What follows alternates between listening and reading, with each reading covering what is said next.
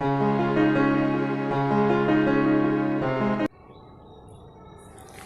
everyone, welcome again in my online English class at my YouTube channel Start English. This channel helps the students to learn English, especially the students of class 9, 10, 11, 12 and the students preparing for competitive exam. So please share and subscribe this channel and watch the videos till end to learn English.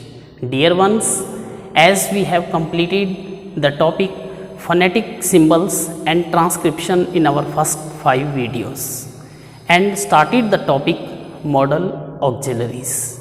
4 videos have been uploaded on modal auxiliaries and this one is the last video on the topic modal auxiliaries.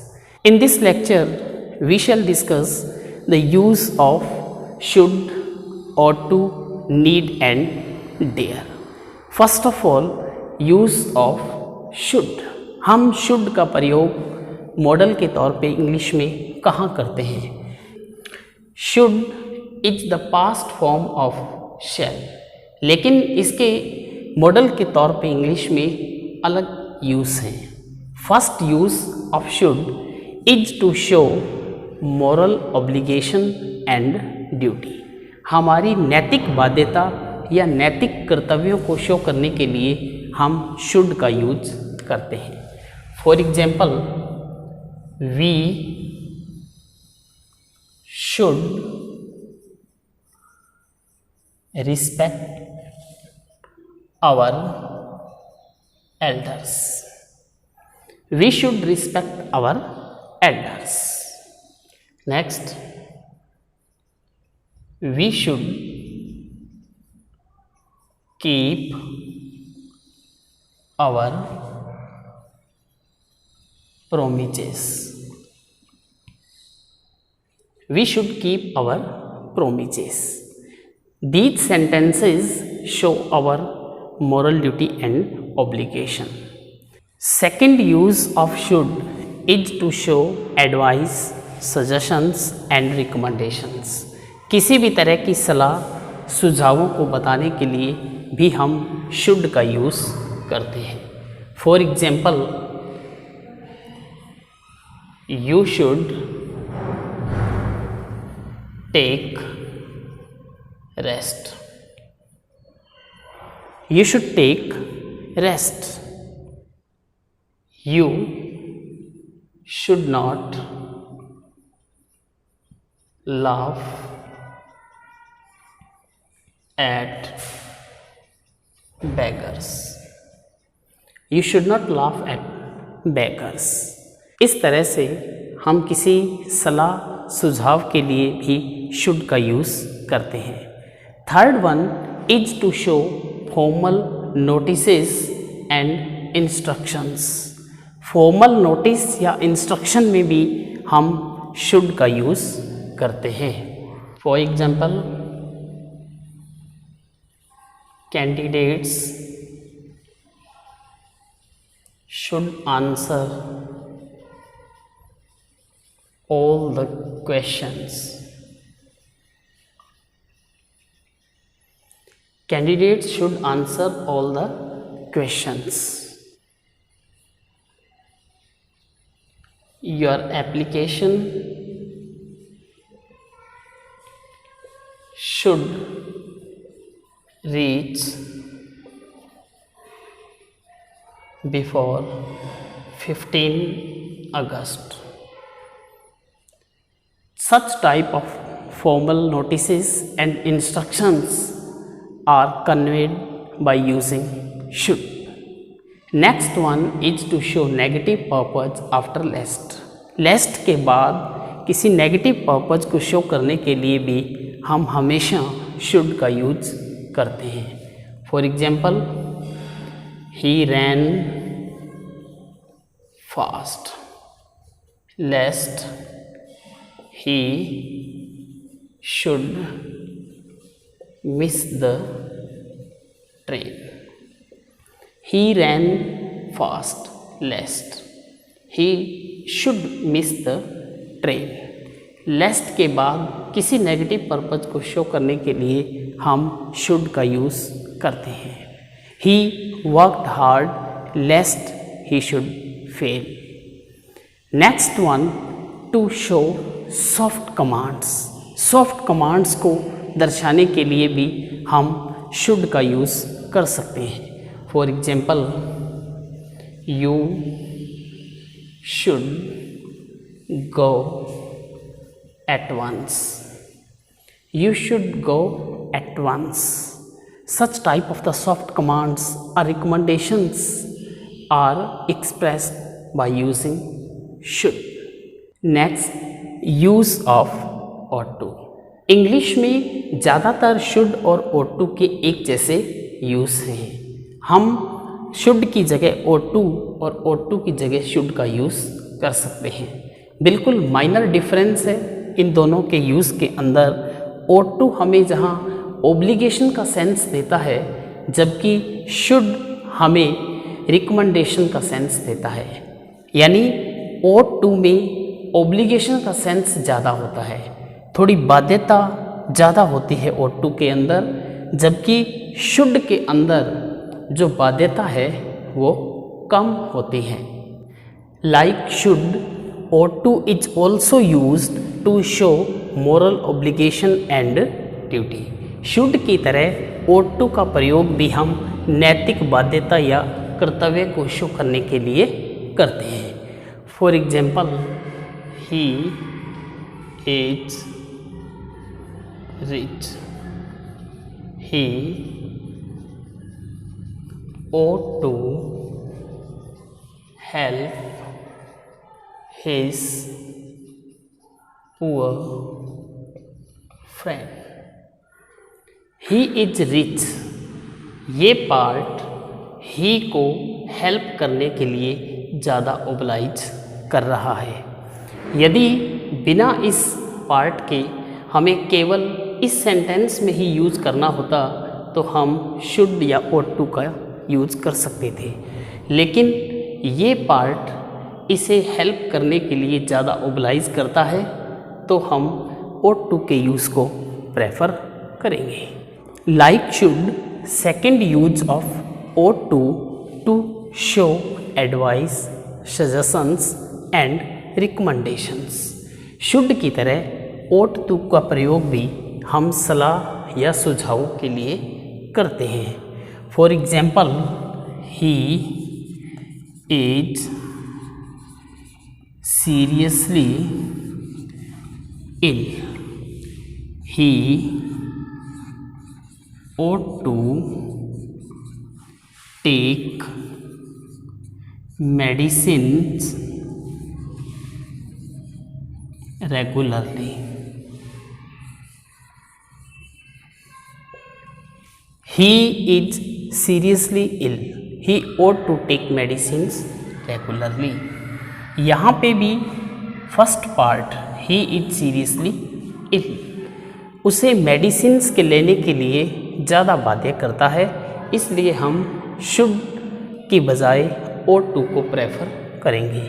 यदि ये वाली condition हमें नहीं दी होती तो हम should या ought to में से किसी का यूज कर सकते हैं। Like should, next use of ought to show past obligations. Past obligations को शो करने के लिए भी हम शुड या ought to के साथ have plus third form of the verb और पास्ट पार्टिसिपल फॉर्म का यूज करते हैं। फॉर एग्जाम्पल, शी शुड और ought to have helped her father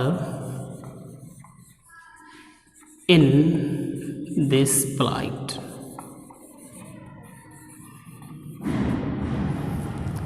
She should or ought to have helped her father in this plight. उसे इस plight के अंदर अपने फादर की हेल्प करनी चाहिए थी। इस कंडीशन में हम शुड या ought to के साथ have plus third form of the verb का यूज़ करते हैं पास्ट के ऑब्लिगेशंस को शो करने के लिए। Next use of ought to is to show tentative conclusions और प्रोबेबिलिटी। काल्पनिक निष्कर्ष या संभावना को बताने के लिए भी हम ought to का यूज़ करते हैं। For example, he ought to get first division this year. He ought to get first division this year. इस वर्ष उसे फर्स्ट डिवीज़न से पास होना चाहिए। इस सेंटेंस में भी उसके फर्स्ट डिवीज़न से पास होने का टेंटेटिव कंक्लूज़न है या उसकी प्रोबेबिलिटी है कि इस साल वो फर्स्ट डिवीज़न से पास होगा। इस सेंटेंस के लास्ट वर्ड YEAR, इसकी साउंड इंग्लिश में ईयर होती है। ये sound year, not year. Year EAR, year. So we should pronounce this word year, not ear. Next, use of need as a modal verb. need का modal verb की तरह use. जैसा कि हम पिछले लेक्चर में पढ़ चुके हैं, इंग्लिश में 3 सेमी मॉडल वर्ब्स हैं जिसको हम मार्जिनल ऑक्सिलरी के नाम से भी जानते हैं। ये 3 हैं, need, dare and used to. Need, dare and used to, इनका यूज हम मॉडल ऑक्सिलरीज की तरह भी कर सकते हैं और इनका यूज हम ऑर्डिनरी वर्ब की तरह भी कर सकते हैं। यहाँ पे हम इनका मॉडल वर्ब की तरह यूज सीखेंगे। First use of need to show absence of necessity और ऑब्लिगेशन, किसी तरह की आवश्यकता या बाध्यता न होने का भाव दर्शाने के लिए। For example, he needn't go there. He needn't go there.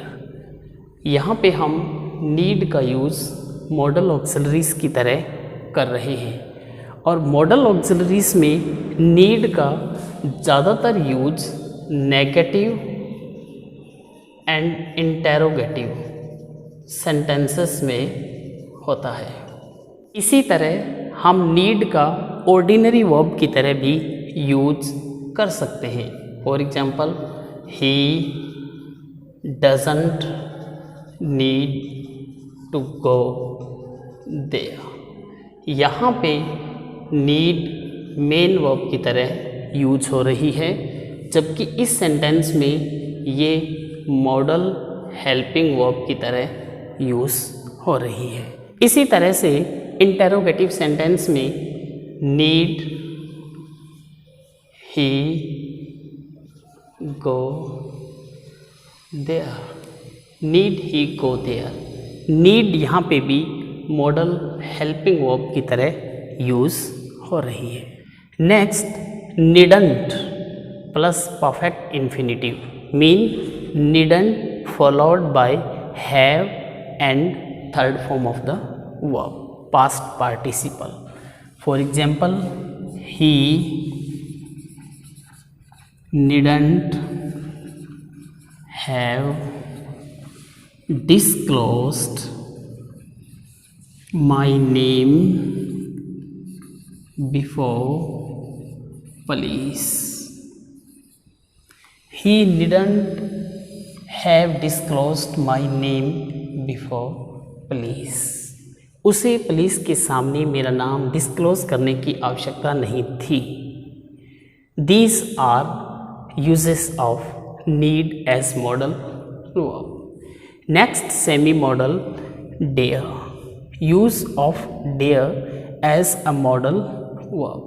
Like need, dare can be used as modal helping verb or main verb. For example, first use of dare as a modal verb is to express challenges. किसी भी तरह की चुनौतियों को show करने के लिए हम dare का यूज़ करते हैं. For example, how dare he enter my room? How dare he enter my room? Dare used as modal auxiliaries. Next one, he daren't oppose his father. He daren't oppose his father. यहाँ भी dare का use model auxiliary के तौर पे हो रहा है. यदि हम dare का यूज़ ऑर्डिनरी वर्ब की तरह करते हैं तब हम इस सेंटेंस को लिखेंगे he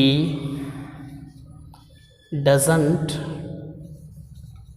dare to oppose his father. He doesn't dare to oppose his father. यहाँ पे dare का यूज़ मेन वर्ब की तरह हो रहा है. In the same way, second use of dare as a modal verb is to express acceptance of fact or truth. किसी तथ्य या सच्चाई को स्वीकार करने का भाव दर्शाने के लिए. For example, I